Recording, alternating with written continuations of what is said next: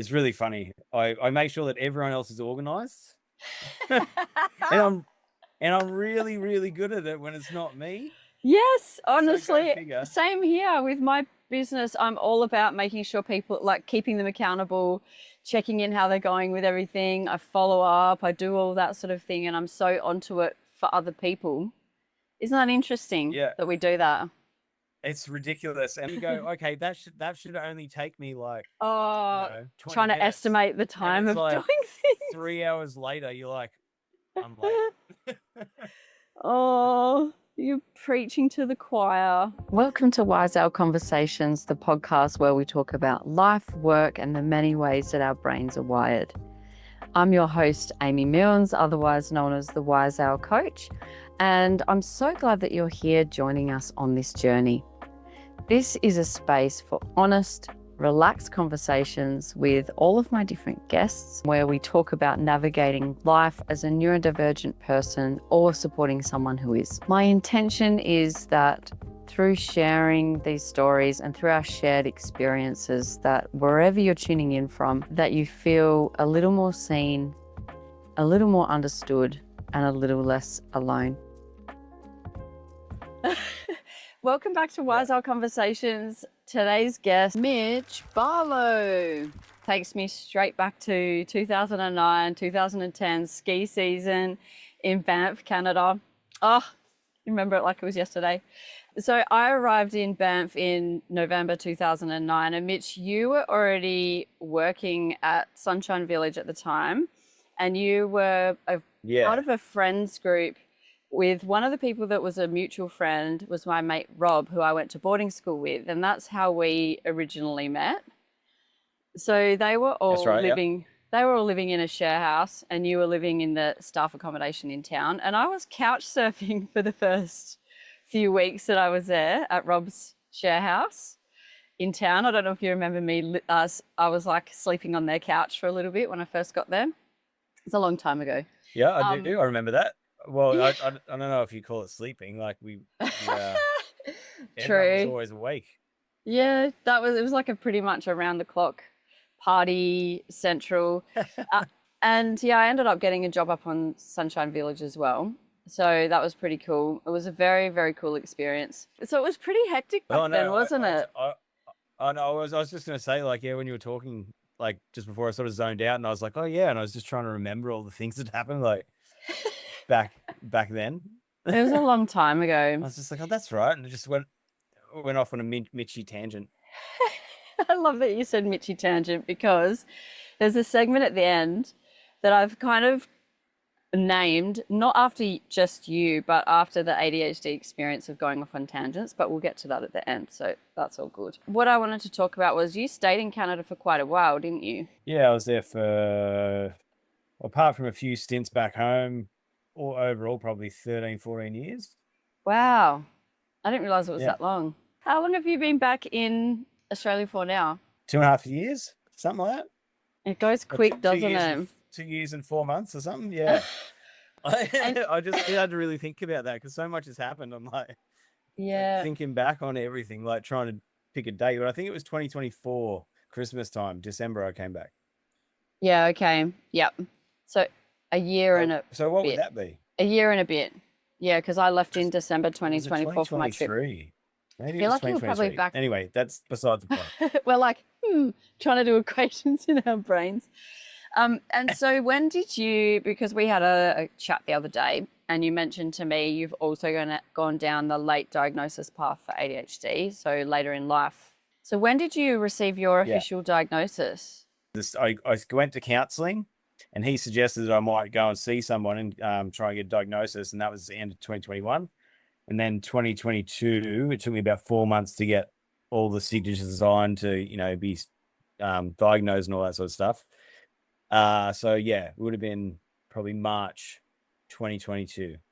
Okay. And was that in Australia or was that over in Canada? That was in Canada, yeah. So What was the I process like over there going through assessment? Because I know the process here. Was it pretty quick to get in? Like, was there long waiting times no, and not stuff? really. I mean, I went to counselling and like I did some counselling, after I was engaged and I had a breakup, and so I just went to counseling to like get through all that sort of stuff. And he suggested, he's like, have you ever thought about going to be diagnosed for like ADHD? Because I was telling him all my problems and my relationship problems and all that sort of stuff. And he's like, to me, because he has ADD, and he's like, to me, sounds like you have all these issues. Like maybe you should go get it checked. I was like, okay. So went and did that, and then so I had to go to a doctor and then get a referral to another doctor to get a referral for a psychiatrist, and that was through Wow. the public system. Yeah, through Yeah. the public system, and I had to do 2 or 3 tests. And at this point, I was working away too, so it was like every time I come back, I'd have like appointment after appointment. And then finally got with a psychiatrist. Her name was Dr. Best, which is awesome. And I she was like super that cool. name. And yeah, I know. I was like, hey, Dr. Best, how's it going? How's it going? So Aussie, love it. Yeah, well, I was probably like, how are you, bud? Over there. I got my accent back, I think. Yeah, you have. Yeah, so, and then that went through to trialing different medications.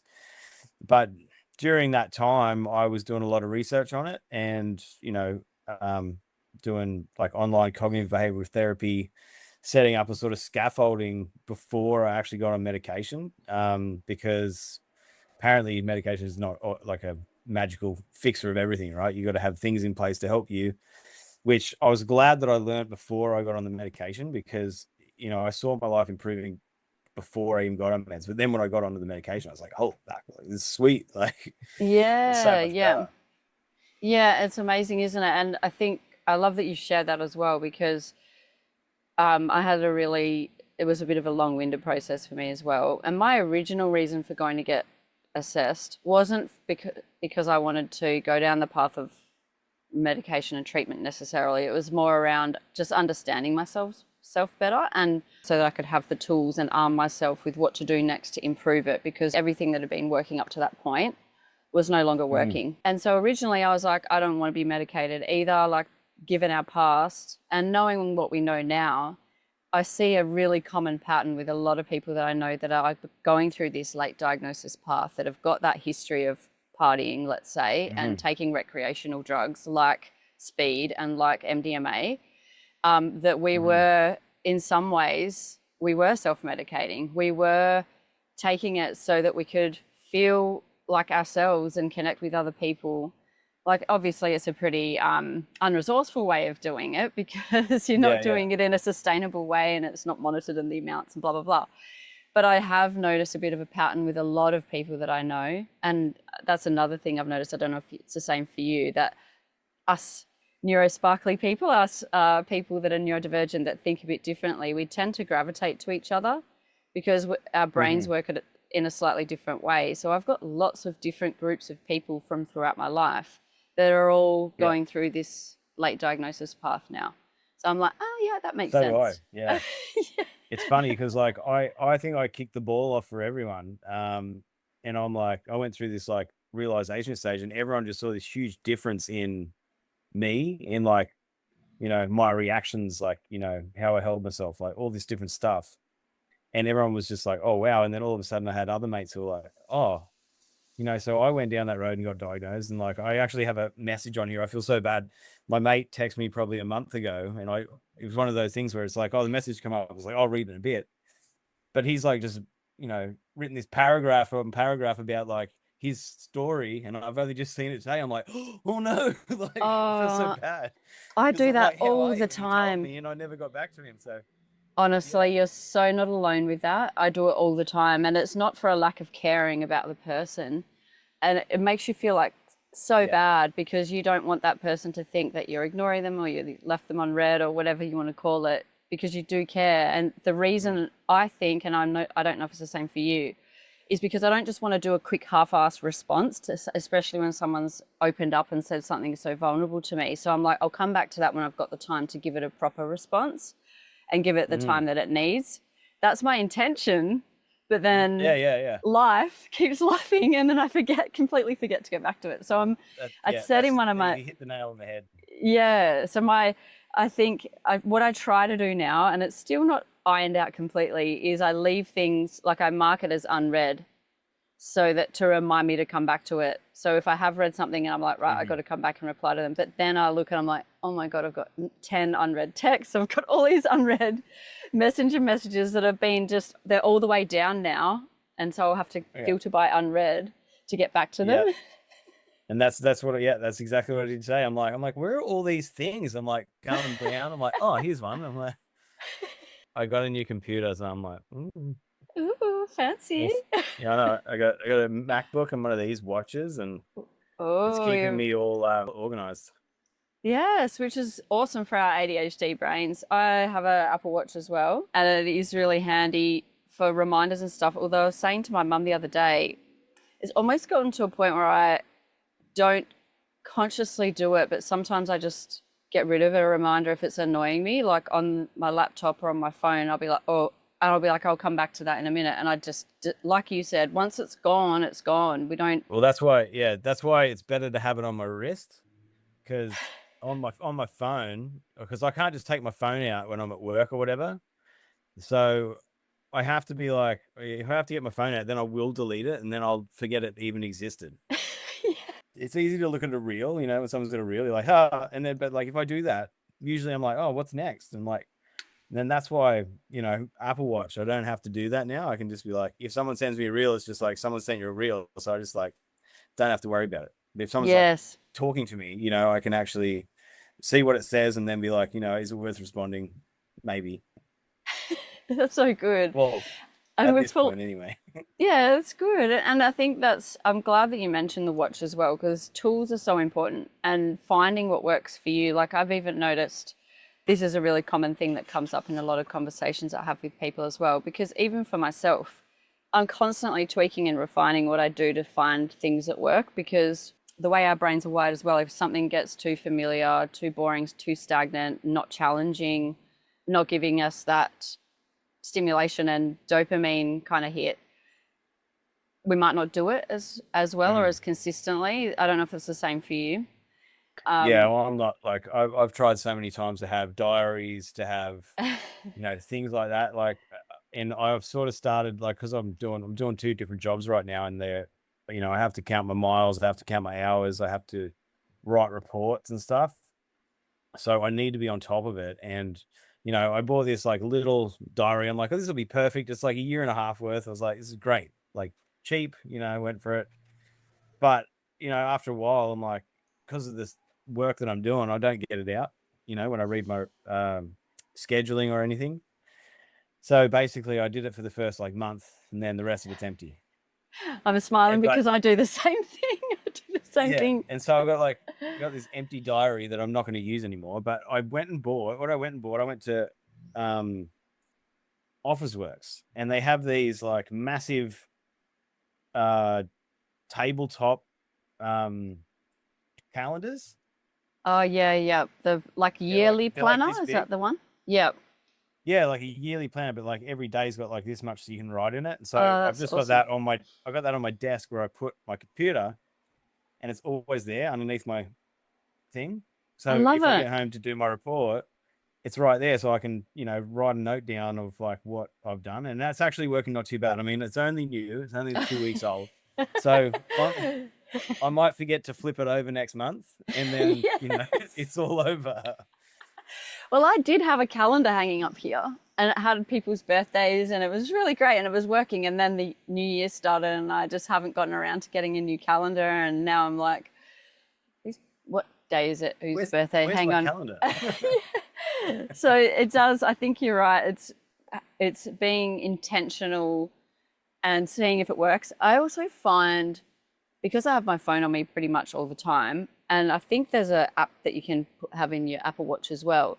But I also have found that voice notes are really helpful, or just putting the notes straight into your notes app on your phone by using the voice record option. So you can do voice to text. That yet. Yeah, but then it's remembering that you've got it in your notes. I need to do like this. This would be really good for me, because sometimes, because what I do sometimes is like, on the water, or, I'm out in the bush, and I don't have time, I'm constantly looking after, kids and making sure they're safe and all that sort of stuff. We haven't actually said what you do. I'm a Sorry, that was on me. We got like into our convo. I've just started in disability support work for physical disabilities, mental health issues, intellectual disabilities, all of the above, basically. So I do one job where it's in supported independent living. So I'm basically used as a tool for people to live independently as they can. So, making sure that it's really funny. I make sure that everyone else is organized. and I'm really, really good at it when it's not me. Yes, So go honestly, figure. same here with my business. I'm all about making sure people, like, keeping them accountable, checking in how they're going with everything. I follow up, I do all that sort of thing, and I'm so onto it for other people. Isn't that interesting Yeah, that we do that? it's ridiculous. And it's so funny because I just had my 6-month review and my boss basically was just like, he's like, yeah, the team leaders were fighting over you. Like, you're doing a really good job. Yay. And then my other job, I work doing like outdoor mental health work with youth between 10 and say 20. I think 26 is their eldest, but he's a bit old. But yeah, that's like kids with autism, ADHD, ODD, OCD, all the little neurospicy things. But it's getting them outside into outdoor activities instead of being stuck on screens and stuff. And then also building relationships with others. We do camps and stuff like that, so kids get to learn how to like make spears with sticks and like be safe with like knives and Oh, there stuff, we go. build It's fires, back. all this stuff. You think that it might be like a really bad idea to like give a bunch of ADHD kids knives, but it's actually really good. Like, they love it, and they're really creative. Once you get their creative spark going and they're outdoors, it's amazing how much difference it makes for their behavior. Honestly, you've hit the nail on the head there, because I think misdirected energy that doesn't go into something kids, well, I know for myself and other people, like my brother growing up as well, it then ends up, and I'm really grossly simplifying this. I know it's so nuanced and there's so many things that come into play for this, but from my own research and what I listen to and read and the communities that I'm in, and like neurodivergent communities and people I speak to and stuff, it seems to be that if people, neurodivergent people, especially ADHDs and especially kids, have something that they're interested in, that they can direct that energy into, like, they just fly, they just soar, and it's just such an amazing, beautiful thing to see, versus this is boring the crap out of me. I can't sit still in my seat. What are we even learning, and Yeah. why is this important to me? And And then then not the only behavior that, like, starts. yeah, and not only that, it's like when they're like saying, like verbally saying, like, this is boring, I don't want to do this. People are like, no, you have to. And that Yeah, just like force you to. compiles Yeah. things Well, I like don't want to it's though. like it's like, yeah, Why? well, I'll show you. Like, I'm gonna throw this stick through the window and like I'll get out of here one way or another, man. Like Was that you as a kid, Mitch? What were you like at school? uh I wasn't I was very I don't know, I wasn't a bad kid. Like, I did pretty good in school. But I was always in trouble. I was always distracting other people. I was easily distracted. Um, but I also sometimes I wouldn't distract anyone and I'd just be off with the fairies, like, because I was diagnosed with both types of ADHD, right? Because you have your daydreamer type and you've got your hyperactive. So I'm this weird middle balance. So like sometimes I can be like up Same. here, and other times I'm just like off doing like just in nowhere land, which is fine because I like it, because it just like I don't mind being in my head sometimes depending on my mood, I Yeah. suppose. Yeah, But yes. I totally resonate with that. I'm the same.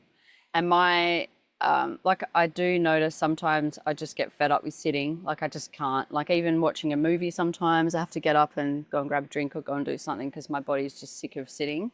But generally for me, it's internal hyperactivity. So my brain just never shuts the hell up, and it's got lots of stuff going on in there. But similar to yourself, combined presentation as well, with both and Yeah. the hyperactive and the, something shiny, what's going on out there? So I really struggled sitting next to the window at school because what's going on out there? And then it'd be like, Amy, I sat next to the Amy. window on purpose. Did you get a lot of Mitch, like the teacher trying to like call on you? They'd just be happy I was quiet. See, it's interesting as well that you said you were the one sometimes distracting people as well. I was so easily distracted by other kids in the class, and I gravitated towards people like us that were having fun and doing something that wasn't actually anything to do with the schoolwork we were learning. Like we were writing notes, like write one paragraph, fold it down, you write the next paragraph, passing notes to each other, or people that were like making something weird up the back of the classroom, or like pulling stupid faces at each other, or just doing something that was not related at all to what was happening at the front of the room. I would always just gravitate towards those people. Yeah, I sort of like, a lot of my friends are really good academics, so like they'd be annoyed by me. So I'd sit next to them and they'd just be like, "Oh my God, shut up." Sorry. I'm just gonna look out the window now.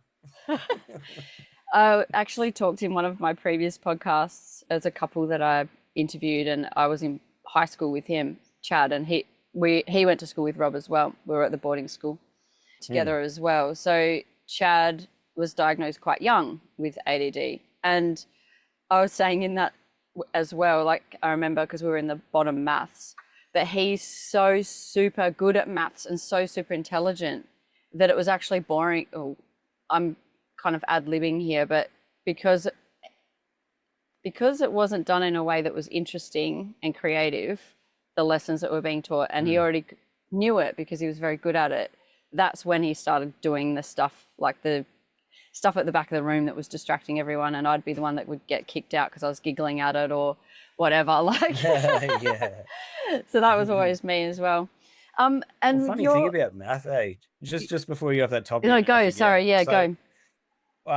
When I went through school, like I was the worst at mathematics. Like I couldn't figure it out at all.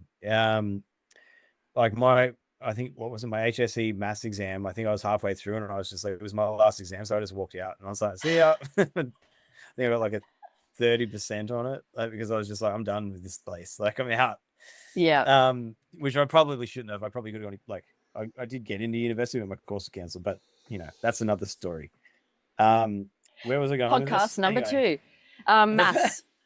Yeah, maths. Yeah. And so anyway, when I got my residency in Canada, I ended up going to doing a plumbing apprenticeship. And the guy, there's a lot of math involved in plumbing, and I was like, oh my God, I'm gonna fail. Like, but the guy who trained me, like who was teaching the lessons, he's just this gun mathematician who knows all different ways of doing it. And so he'd go, and this was the time in COVID, so we're all doing it on Zoom. And he'd just go from one person to another. It's like, does this make sense to you? This way to do it? I'm like, no. And he's like, how about this? And he'd show me. I'm like, oh my God, yeah, totally. Like, so he showed me like so cool. 7 different ways to do problems and to do mathematics. And like, I got the best mathematics score I've ever had just because this guy took the time to show you a different way to do it. That's so cool. Isn't that amazing? Yeah. Just the patience of like, someone to actually find a way that it clicks in your brain. And I'm really grateful. Thank you for sharing that as well. That's so cool. Because the reason of this podcast is the intention of this was so that people tuning in might not feel like they're alone and might not feel that their experience is isolated, and that they can understand that perhaps what they're going through is what other people have gone through as well. Because similar to yourself, I really struggled in maths at school. It just didn't make sense in my brain. I mean, dyscalculia did come up in my assessment as well, which is dyslexia with numbers. Yeah. So that probably explains it. But in saying that, Brad has been really helpful with explaining things in a way that click for my brain. So even with figuring out distances, or because that's part of it as well. It's not just times tables and, your typical maths. But similar to yourself, when I went through business college, when I was in like my early 20s, because of the maths that we were doing in that was sort of more accounting focused, because it was being applied in the workplace, and it was, I don't know how to explain this, but because it was for a purpose, and because you were there was an objective that made sense. You were doing it as part of a bigger picture of what you were learning, like the adult learning journey, I guess, versus the school learning journey. It was taught in a way that actually clicked in my brain. But that's so cool that you had that experience. Yeah, and like it blew me away too, because I mean, it was algebra, and I always was like, "This is stupid." Like, I hate this When am I stuff. going to use this again? Yeah. Yeah, when am I ever going to use it again? I'm like, and I literally went into school. I went into school. I was like, I should have said that. Sorry, algebra teachers, you were right. I will use it. It's used in plumbing. One I didn't like. But there's lots of trades that use maths as well. Like Brad is a rigger, crane operator, and like maths equations are pretty big with rigging as well. You know, weights and loads and distances and all that sort of stuff. So it is an important skill for sure. What I was going to circle back to was your diagnosis, because you said in a call that we had the other day, actually I'll get you to say it in your words because I don't want to just put words into your mouth. What was it like for you going through that diagnosis and then kind of opening up to your family about it? What was that process like for you? Well, it was pretty funny actually. Well, it wasn't at the time. It was, I don't know, it was kind of emotional, I suppose. Because I was just like, oh man, like imagine if I knew this earlier. But then I sort of went back to, I was listening to this podcast actually, this ADHD coaching thing, and she's like, you can't fix any of that. Like, don't feel bad like about any of it. So that sort of helped me not feel bad about it. But when I talked to my family about it, like literally all of them were like, oh, we always thought something was there. And I'm like, what? Like, what do you mean? And I tell my friends, they're like, yep. I'm like, what? Come on. Like, could anyone not have like given me a hint? Because I don't think I ever, how some people like these days, everyone's like, oh, I've just got a bit of ADD. I feel like I've never ever said that about myself back then. Like I never ever said that's, I always just like, Well, when it's your experience of the world, well, so go for it. What's that? No, I was just going to say, when it's your experience of the world, though, how do you know that other people aren't living the exact same experience until you uncover it later on in life? You wouldn't think anything different, right? How would you know? Exactly right. And like, there's been like, and I was going to say, it's probably because I internalized a lot of stuff. Then we're like, oh man, like, is it me or is it everyone else? Like, Am I the weirdo or are you guys all the freaking weirdos? No, yeah, I love our flavor of weird. To me, like, all the tangents, yeah. Like I got to there because that reminded me of that, and then that, and then I thought of that song, and then the lyrics in that reminded me of that, and then I remembered, yeah. And then other people are like, "What the hell are you talking about? I have no idea. I lost you like 4 conversations ago." So it was quite emotional for you when you told your family, because they were like, yeah. Well, it was because at the time I was going through a breakup, right? And it was just really sudden because obviously having ADHD, you don't notice like anything like that. You don't notice like a relationship breakdown, everything's good, and then all of a sudden you feel stressed and all this stuff. And like I had an emotional outburst at my partner. And like I said something that really hurt her feelings. And I think that was just like a last straw sort of thing. But to me, I was just like, what? I'm like, what the hell happened? I didn't realize that was like something that could cause, such turmoil, I suppose. And I mean, we're still friends to this day. Like we don't hate each other or anything. It was just like things weren't moving in the same direction. But the catalyst was my emotional dysregulation and not understanding that is hurtful to people. Like, because me, I can go from here to here and then back down to here. And like that sort of stuff doesn't bother me. But for other people, and she has her own mental health diagnoses, it builds and builds the scars. So, understanding that alone, like other people's as well, like as long as mine, like sort of helped. But it was an emotional sort of roller coaster to sort of know that you've actually hurt someone. Yeah. But you didn't even know, it's sort of. And I think I'm glad you mentioned you didn't even know, because I mean, the growth that you've had since then and the level of awareness you now clearly have, on this. That's the difference. Some people go through their entire lives never being aware, never recognizing, never seeking out help, never noticing something that's gone on and going, hang on a sec, this, I've obviously hurt someone, or this is shit, I need help, and going down that path of actually seeking help and then improving yourself. And clearly it's paid off because you're doing such incredible things. And I realize we've just segued so far away from what you do for work, and I wanted to talk about that too, but the time's ticking and there's so much things I want to talk about. We probably will have to do a podcast number 2. That's all right. Yeah. What do they call it? So it's just put to be continued. Yeah, leave everyone in suspense. But like we leave it on you got to leave it on like a big cliffhanger so that like everyone wants to come back. They're like, what's he about to say? You're like, what is he gonna say? Lean in. The emotional dysregulation. I'm glad you mentioned that as well, because I have always been told my whole entire life, ever since I was a little girl, that I overreact, that, you know, I'm too sensitive, because my version of emotional dysregulation has always been straight to tears.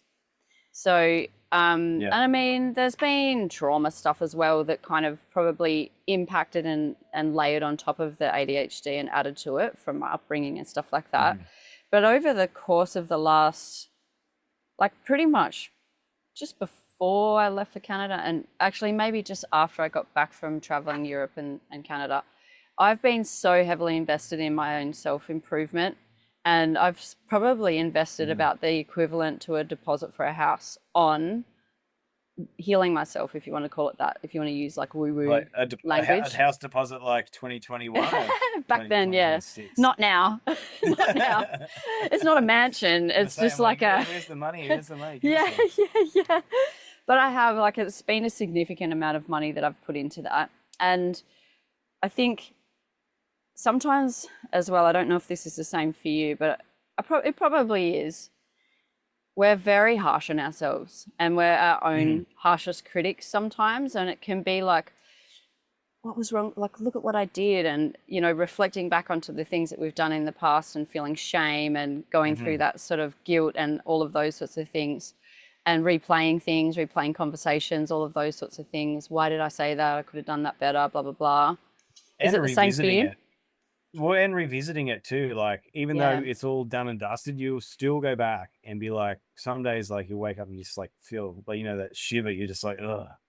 Yeah. That was such a shitty, like, you know, and it can happen, you know, I think it's happened recently because I woke up one day, I was just like, oh my God, that was the worst dream ever. Why did I even get there? Like, and then it just like rolls in your head all day.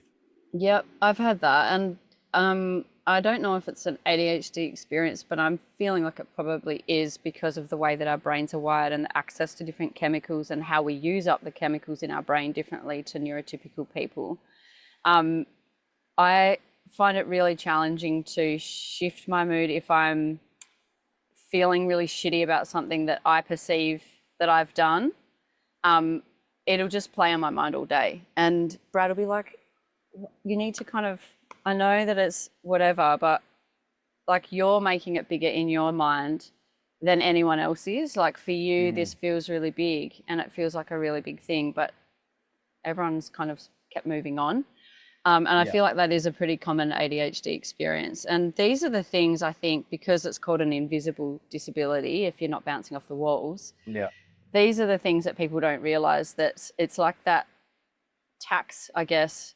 We're already kind of taxing ourselves before we've even hopped out of bed sometimes, or we're just walking through the world with all of this stuff going on that perhaps, and I'm sweeping generalization because I'm sure a lot of neurotypical people experience some of this stuff too, but it's that plus I can see like the incredibly bright lights of the shopping center, and I can hear all the kids screaming, and I can feel the clothes of my body that are irritating me, and I know I've got this to do, that to do, that to do. I've got to get back. Oh, another message I didn't get back to today. Da da da da. And it all kind of weighs heavily at the same time. What's your go-to routine to shift yourself out of those states and into a more positive state? Because you have experience even helping other people do that, which is so cool. Yeah. Well, like you said, Brad, what Brad says to you, like I have to say that to people every day. I have to use that, and like I have started to live by that quite a bit. So I mean, a lot of that comes into I'm gonna go sort of more into like getting the things done. Like I always so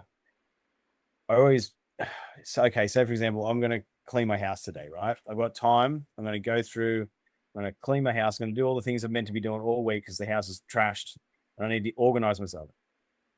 So I'll start organizing. I'll be like, oh, that needs to be done too. And I'll basically make a bigger mess because I'm trying to do too many things at once, right? So I need to make lists of what I need to get done. What's the most important? And then I'll get that done, right? And I'll tick it off. Tick, tick, tick. But I mean, at the end of the day, if I get to the end, like if I don't get to the end of the list and I've ticked off 2 things, I make sure that I go back and I'm like, okay, so why did those things take so long? Why, think about how much you actually did put into doing just those, instead of just being like, I only got 1, 2 things done. It's like, think about all the things you did to get those 2 things done. And that sort of makes me feel like I got more done in the day, which makes me feel better about not doing the whole list, if that makes sense. Yeah, Instead I of just love looking at it that. as just one little thing, look at it as a big whole thing of what went into getting it done. Yeah, thanks so And much for sharing that. yeah, and you can use that in, I feel like, in anything, That's like an so assignment helpful. or doing an assignment. It's like, you've done this much of a paragraph. It's like, but how much of a book did you have to read to find the information that you needed to do that little bit of writing, like the effort that goes into, getting out that stuff. And You even gotta getting take into yourself account. into like Even focus mode. starting. Yes, Yeah. starting.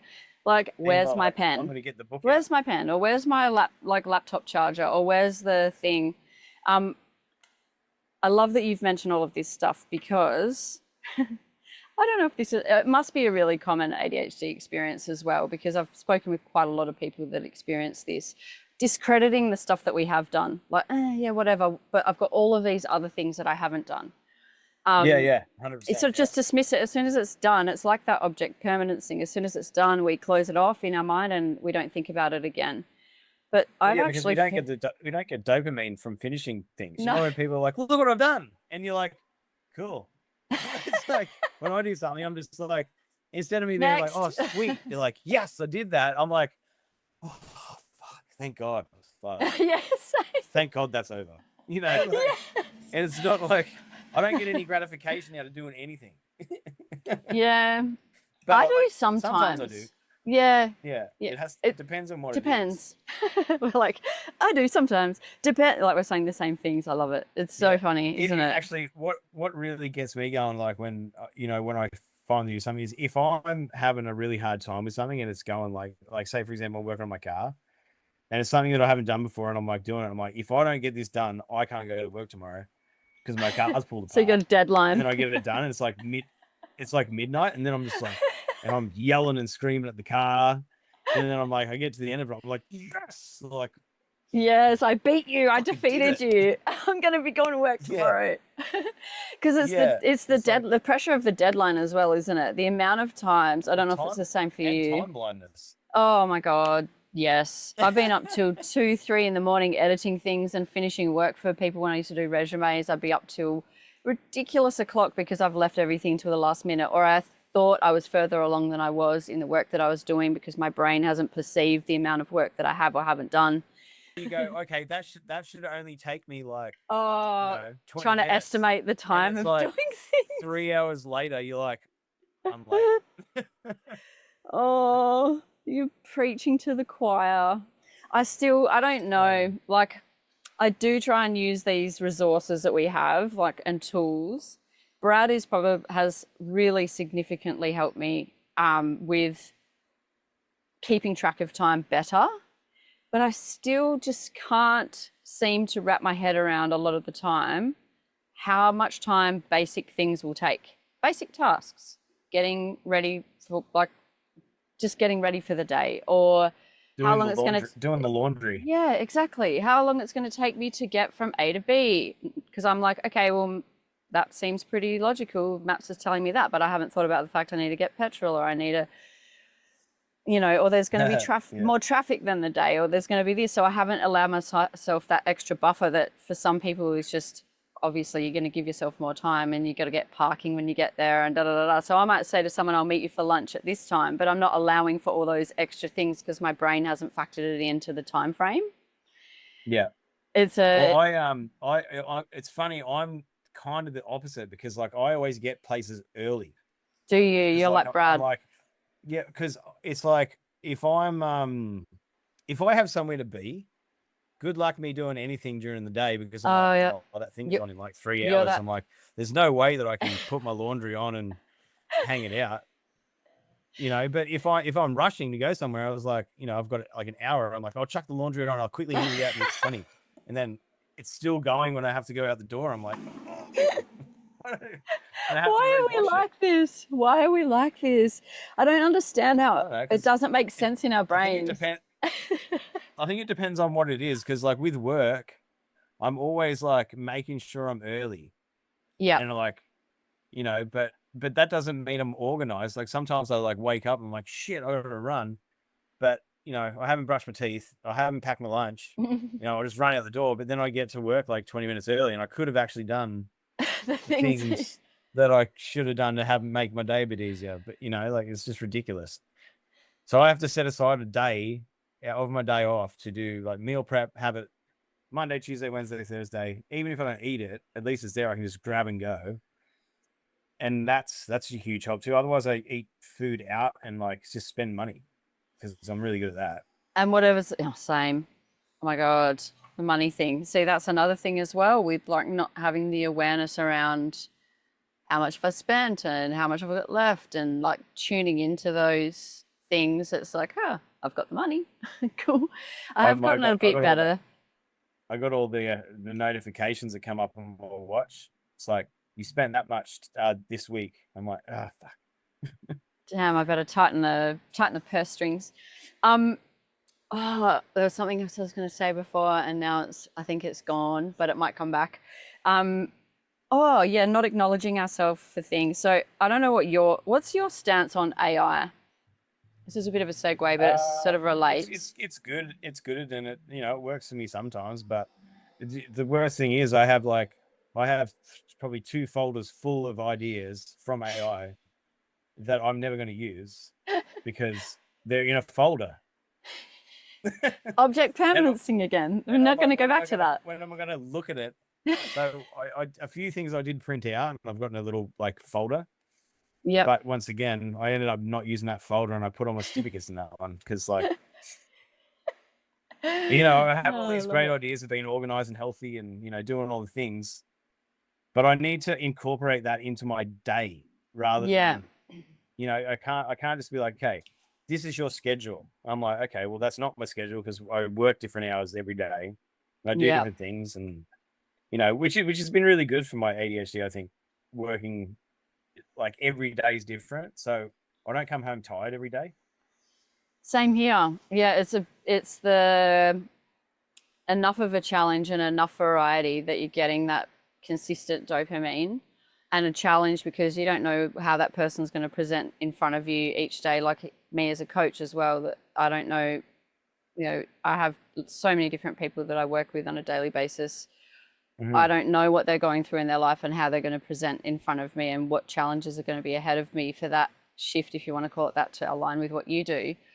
So it's enough of that challenge, but not so much that it's draining. And you've found something where you're helping people, and so have I, which is really interesting. So that's the added layer of it as well, isn't it? And you learn, like, it's so funny. Like, I'll have people who have like, severe, like, let's say autism level 3 or something, and they'll do some things, and I'm like, oh my God, they're just like me. Like, like just little things that they do. Like, I don't know. Like, I see so much of myself in the people that I work with, and it's really interesting to see because I never thought, because I'm a very highly functioning person. Never thought that all these little nuances that I noted, like, it's all the same. It's all mixed into one, really. Do you know what I mean? What do you know what I'm trying to say? I do, yeah. I'm I trying to notice find the that words. it's like sometimes the people that you work with are being a mirror to you with things that you didn't realize that you did. So they're almost like showing you some traits in yourself that you're like, oh, wow, I do that.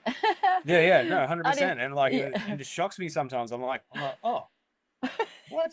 I I'm thought like, this was a Sarah? Mitchy thing, but I Yeah. say it all the time. Oh, I thought that was an Amyism, but it turns out it's a really, really common ADHD or ADHD experience. So I'm Mm-hmm. diagnosed ADHD, and I had autistic traits come through in my assessment as well. And I do notice quite sometimes, depending on what task I'm doing and what the environment's like and how stressed I am, and blah, blah, blah, blah, blah. And if I'm medicated or not, I have noticed that when my ADHD is, let's say, I don't want to say under control because that's quite limiting language, but if I'm channeling the best parts of my ADHD, then my autistic traits kind of ramp up, and I'm noticing I'm just observing it within myself. I'm like, holy shit, as I'm learning more about the autistic side of things and what kind of shows up for a lot of autistic people, I'm like, okay, well, I thought that was just me, and I thought that was just like so many different things that I do. Like things have to be done in a certain way every single time with certain things, and if not, or if plans are changed really last minute, I almost have a meltdown. It's really hard for me to transition. The transitions that a lot of autistic people really struggle with. Going from one task to another or one environment to another. If I'm not prepped for that, or if it changes really suddenly, which has been quite interesting on the full-time travels because it was just constant change in transitions. But I hear you though, even with clients that I work with, people that I connect with, I start hearing things and seeing things, and I'm like, oh wow, yep, I'm noticing that. I noticed that I do that as well. I thought it was just a me thing. Even reboiling the kettle like 3 or 4 different times to make a tea when I used to be a tea drinker, or reheating my food because I've gotten distracted going and doing something else and forgotten to eat my dinner while it was still hot, or whatever the thing is, and I'm like deep into cleaning out my paperwork or something, and I'm like, oh yeah, whoops, I heated my dinner up and it's just gone cold. Just all those random things that I was like, and I used to get called a lot like dumb blonde, or having a blonde moment, or having an Amy moment. And so I put a lot of shame on myself, and I used to hide a lot of the things that I used to do in a lot of those behaviors. But now I'm like, actually it's a pretty common experience because of how our brains are wired, and it's okay if I need to heat my dinner up again. It's fine. Like the world's not ending. We can use a microwave This is fine. This is fine. Everything's fine as the fire's going behind us. I can't believe it's already an hour in. Like this is just blowing my mind because there was so many other things that I wanted to talk to you about. I feel like maybe we are going to have a part 2.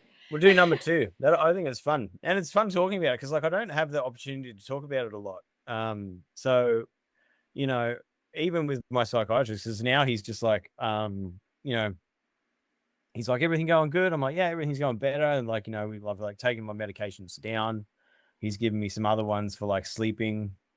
So I'm working to get off the medication as much as I can. Same. But as far as, talking about ADHD and stuff, he doesn't really get into it. Yeah. So it's more like how are you coping in your life? And what can I prescribe you to make you feel better? And it's like, I'm like, it does feel like that, doesn't it? He's like, I'm not a psychologist, and I was like, oh, okay. I came here to chat, and you're not giving me any warm fuzzies. But it's totally the same with my psych as well. Sometimes I start chatting away, and then he's like, okay, very good. Like cuts you off. You're like, whoa. Okay, cool, noted. You don't want to chat. So cool. I'd love to do a part 2. I think we've got so many more things that we could talk about. And it's been an absolutely awesome conversation so far. Yeah. So now I'm just going to do the tangent time. This is the segment that I was talking about before. I've called it tangent time. Yeah. So I've got a series of questions, and I ask all of my guests these questions, and I'll ask them almost in like a rapid fire way. And just, I encourage answer with whatever comes up first. You ready? Yeah. Okay, the first I think question so. is, don't worry, they're not that scary. You come home and there's dishes in the sink. What do you do? Depends on the day. So Depends on the day. ignore them or do them, Uh, uh, depends on the day. yeah, it depends on the day. Because if I come home like super energetic, I'll be like, right, I need to clean this. Or other days, I just be like, run out the door and do something else, Yeah. and we'll wait for the one day where I have enough time to do the whole house. Yep, I'm a bit the same. I do like a mass clean. I get into that mode where I'm like, don't interrupt me. I need to like deep clean this entire place. Yeah, Awesome. The next one is inside or outside. I think I already know the answer to this. outside. Yep. I'm outside right now. I know. I was like, duh, you're out in nature right now. Noisy or quiet? It's changed. I used to be noisy. Now I'm quiet. Yep. Yeah, same to be honest. If you were a snack, what would you be? A less snack. What flavor? Cheese and biscuits flavor. Just the plain cheese, not like the cheese and onion or anything like that. No, everyone loves a little snack. I love it. That's so good. And then the last question is, oh, my mouth's just gone really dry. Sorry. I was thinking the same thing. That's why I've been sipping. I forgot a water. Oh, I should have asked you that at the start. The last question is, what is currently living in your head rent-free? Oh God, nothing. Nothing stays in there too long. Just circles and cycles. There's nothing in there that you're like.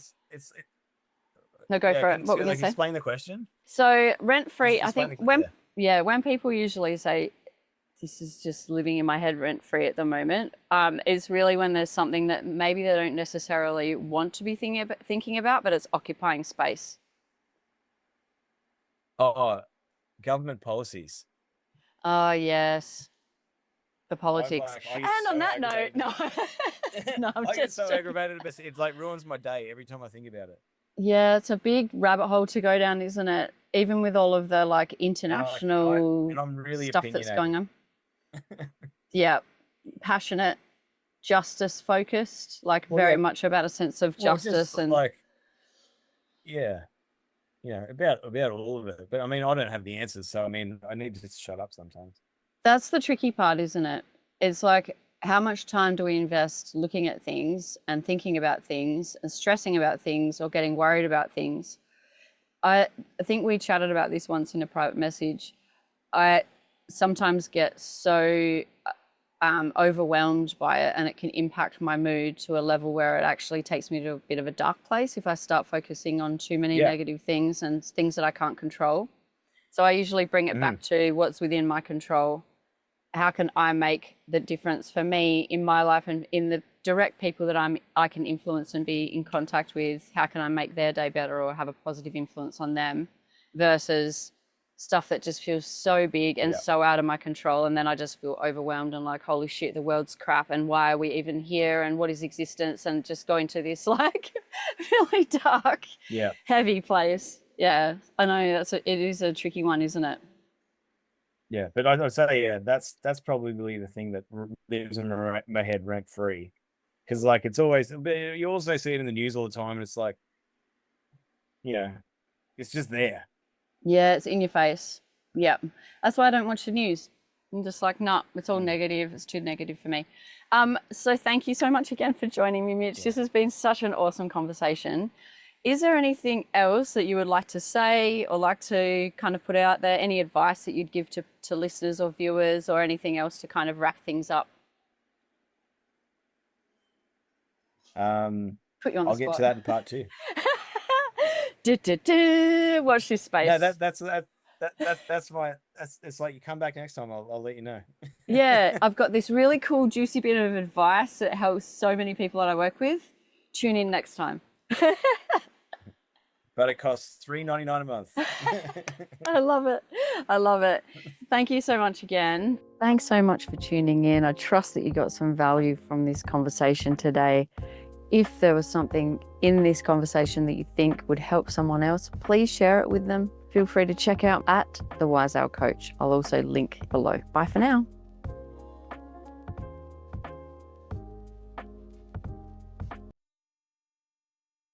No, go. What were we gonna say? Oh yeah, go.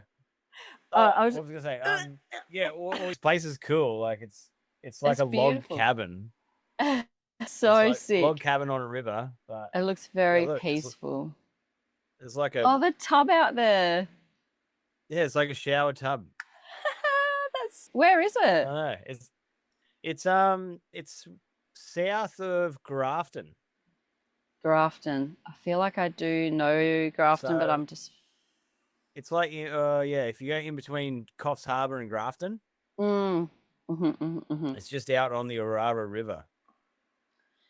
Cool. Well, I'm in a car park in a suburb just out of Perth because we were heading down south to my mum's, but it's just been a very busy morning, and we were already meant to be down at my mum's property, but Yep. it's one of those mornings. So I'm like, okay, Yep. we'll roll with this. We're in the car park. The Starlink's yeah. on the roof, but it's not getting internet. We'll hotspot the phone, problem solving. And I look like I'm bringing in air traffic as well with these headphones on. Yeah. Well, They're massive. if you wanted, if the connection's not good enough, we can always It looks like it's fixed itself. Is it still freezing on your end? Yeah, it is. Yours is freezing. Oh, and you just froze then as soon as I said it looks like it's fixed itself. Yeah, yours comes good and then it goes bad and comes good and We're goes like, bad.